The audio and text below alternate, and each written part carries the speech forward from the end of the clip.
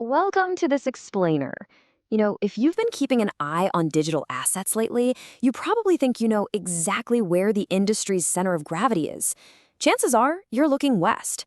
But based on some pretty eye-opening new insights we're diving in today, I really want to challenge that assumption right out of the gate. What if I told you that the absolute biggest crypto story of 2026 isn't actually happening in Silicon Valley? No, it's happening all across Asia. While the West has been kind of paralyzed, just waiting on regulatory frameworks and court rulings, Asia has been quietly and aggressively building real, functional blockchain infrastructure.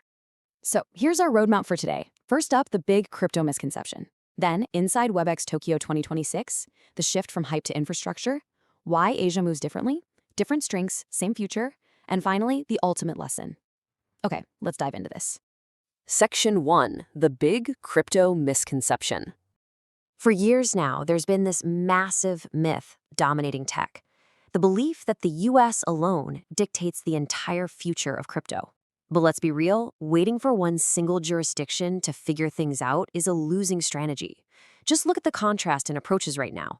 While the US remains largely bogged down in this endless regulatory waiting game, governments and massive institutions across Asia are proactively deploying real-world infrastructure. They're integrating stablecoins for cross-border trade, they're exploring AI for smart contracts, and they're building robust digital identity solutions today. Not tomorrow, today. Section 2, Inside WebX Tokyo 2026. This recent event was basically ground zero for a major realization. The vibe? Totally different from what you might expect. To be totally blunt, the conversations in Tokyo were absolutely not about finding the next meme coin that's going to pump 100 times in value. That hyper-speculative, casino-style mentality was just gone. Instead, the focus was laser-sharp on building actual financial plumbing. Speculation is rapidly being replaced by real enterprise adoption. We're talking about the heavy hitters, stablecoins, enterprise-grade blockchain software, AI infrastructure, seamless digital payments, serious regulatory cooperation, and tokenized real-world assets. You literally had major corporations demonstrating how they're actively integrating blockchain payment systems right into their existing supply chains. It was a complete maturity upgrade for the entire space, for sure. Section 3, From Hype to Infrastructure. Now, what's really interesting about this slide is that this wasn't just a handful of niche panels. It was the overarching theme of every single presentation. How does blockchain solve real business problems? This is the core question defining the Asian market right now. It's no longer what token is pumping next. It's how does this make my supply chain more efficient, or how does this reduce cross-border settlement times for my bank? It's a highly pragmatic utility-first approach.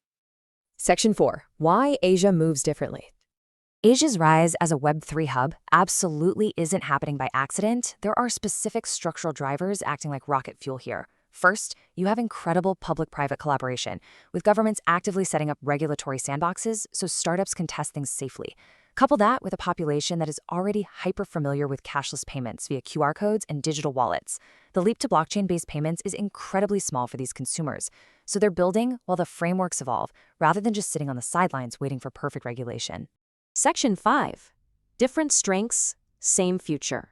So, the crucial point is that this is not a zero-sum competition. We're moving toward a multi-ecosystem future where both regions contribute entirely different but equally vital elements.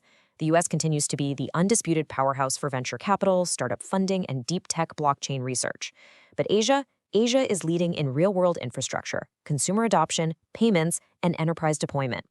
It's a symbiotic global engine. Research and capital might start in the West, but massive scale and enterprise applications are being battle-tested in the East. Section 6, The Ultimate Lesson. Let's move to and see how this builds. So, what does this macro shift mean for you right now? Well, the projects actually succeeding in Asia share a very specific roadmap. They aren't out there just pitching white papers anymore. 1, they have working products. 2, they secure real enterprise partnerships and actual customers.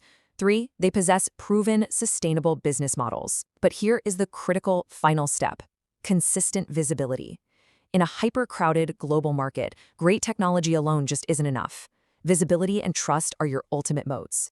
Because, the harsh truth is this: even the most disruptive innovation on the entire planet has absolutely zero impact if nobody discovers it.